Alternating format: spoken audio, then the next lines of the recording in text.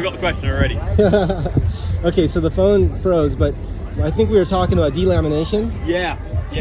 That's the real danger. And you were saying aerodynamics. I think you were. Oh, I'm sorry. You asked me speed. Speed. Yeah. We got the power to do 230 pretty comfortably. 230 miles an hour. It's whether or not we got the traction.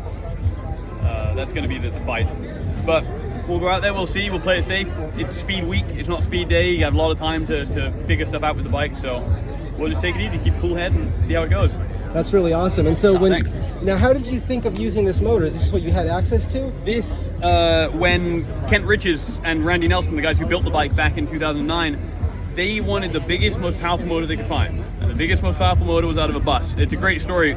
If you look at the dimensions of the bike, it's built around the motor. They put the motor on a bench top, and the floor pan is the bottom of the motor, and the seat pan is the top of the motor. I like that. 9 days, the whole build, from putting the motor on the bench to running the bike, was 9 days. So incredible effort by those guys.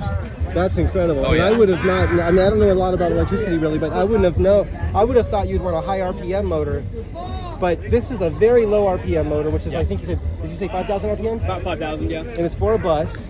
And it's nice for us because it saves us the simplicity. We don't have to run a gearbox. We can just run a smaller front sprocket than the rear, and that's our entire gear train. It's just a chain. Do you know what the motor looks like inside? Where's the magnet? Where would the magnets be? This, you know what? That's a great question. No, we haven't cracked this open. Okay. It's not given us any reason to. Yeah, it works, right? We had to do a lot of,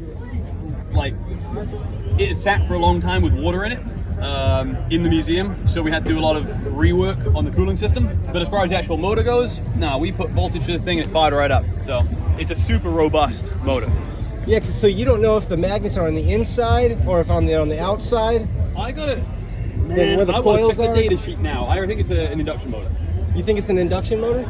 And if it is, what does that mean? Where would the Don't magnets quote be? me on that, but there'd be no magnets.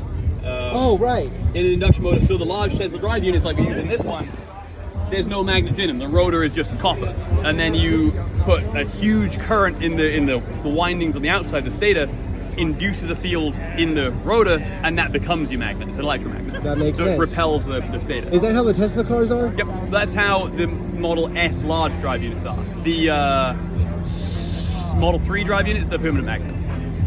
Oh, is that more efficient? Yes, in the right conditions, yeah. Okay. Yeah. Do you know why they switched to that? Do you know why? Or... A lot of it is efficiency, yeah, you're Okay. right. Also, it's a totally different design. The Model 3 drive units are a world apart from the Model S large drive units. Model S large drive units, they're good for a first go, but the Model 3 drive units are, I would estimate, an order of magnitude more reliable. Okay. Just the cooling on them, the oiling on them, they've got it figured out with the Model 3 stuff. Awesome. So have you studied that a little bit? You've read up on it? I was building a bike with a Model 3 drive unit, yeah, when Kent approached me and said, Oh. hey, we have this bike that will run if you put some batteries in it. Oh, that's great. So have you been racing bikes your whole life? No, I've been into bikes forever, since as long as I can ride them. So you love bikes? Oh, yeah. I could never afford a car. I couldn't afford to insure a car. Right. I was never into bikes.